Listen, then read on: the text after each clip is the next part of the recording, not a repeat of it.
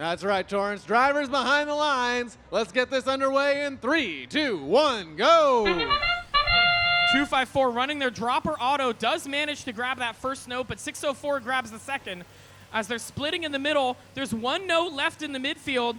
254 now sinking 1, 2, 3, 4, 5 notes. Can they make the sixth one? An incredible auto out of Red Alliance, sneaking it out from the back as we are ahead by 2 points for the Red Alliance into this beginning of the event here. 254 seems to be doing a feeding straight towards mid as 604 does feeding for blue. I think we're going to be seeing Bread doing the cleanup role for the Blue Alliance as their amp cycle is already primed and ready to go. But as they miss their first 2 notes, they're a bit slow off the gun. 254 with some clean feeding shots as now they're getting in position to join 2288 on pummeling the goal. This is still a close match as 254 and the Red Alliance is keeping it close, 53 to 49. It's really going to come down to who can get in the most amp cycles. Bread, though, finishing another note into the amp zone and notably not scoring it quite away as now they're going and funneling it into the speaker. Red Alliance now starting a speaker cycle of their own. Can 2288 get all 4? It's important they don't miss. Here come the Poofs with a shot from the side.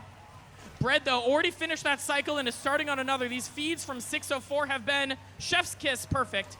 Unirex 2 now shooting across the field, flipping a note. That bounces, just perfectly stays inside. Blue Alliance managed to get a couple more in that amp cycle as they've now pulled ahead 20 notes to 17. The Warrior Borgs having trouble picking up that note on the side of the field, but here come the Poofs. They're going to clean up the midfield now. 1, 2 notes into the speaker as 254 now is going to join them on finishing that speaker cycle. Here comes Bread, though, as they've started a speaker cycle, but they have no more notes. Can they get all 4 in? They've already started the cycle, and they're fumbling the pickup here.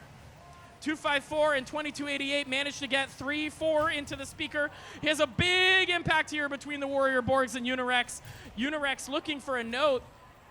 20 seconds left. 254 dangerously close to getting a foul. They've learned their lesson on that, though, as now they're going to try to go get the ranking point from the climb. Blue Alliance up by 7 points here.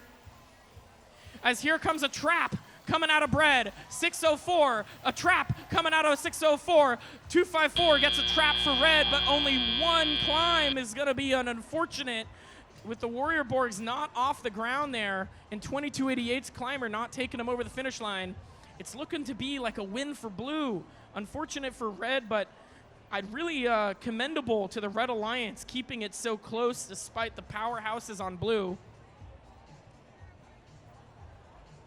Teams are playing their hearts out, and you love to see it.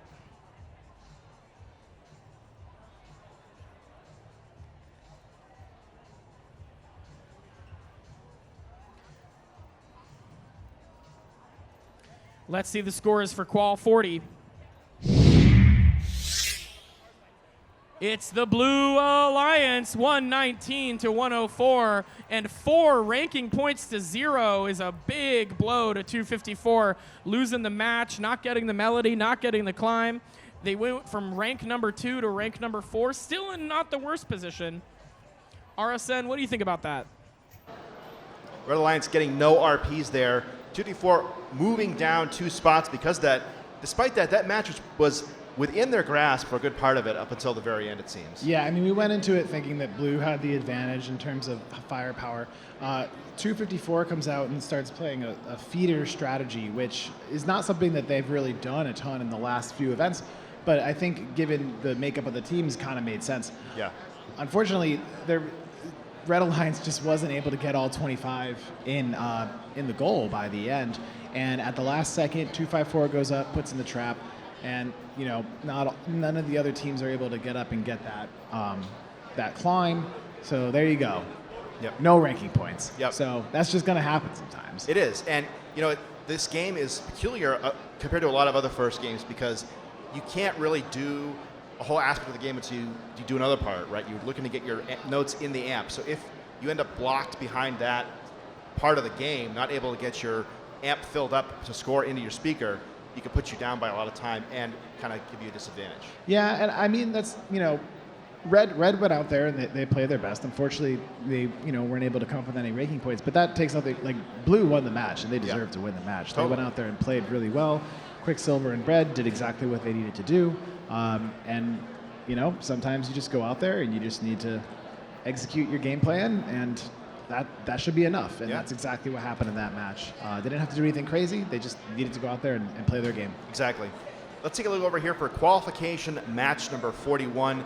We've got a lot of great teams here over here on Red Alliance. Stoypulse coming all the way from New York with with Prepatech on their alliance, as well as Blackhawk. These are three really great teams, three nationally known teams, worldwide known teams. Go up against Blue Alliance, also three great robots here.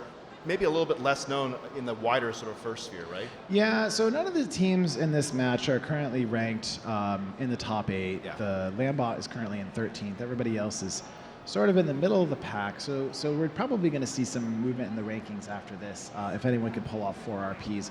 On the blue side, last time I talked about Peninsula, the last time they were up. This time I want to talk about 6619. They're a team this year that competed. We first saw them at the Sacramento Regional, and they were incredible there. They did a really, really great job. They have a robot that can only shoot into the goal from one place, but they've gotten incredibly fast at doing so. So their driver is really, really good to the point where they can fly in, hit the subwoofer in front of the goal, shoot, and bounce off and maintain momentum going back to go get another ring. So watch for that in this match. We'll see if they do it. And with that, we need to go down to the field and meet the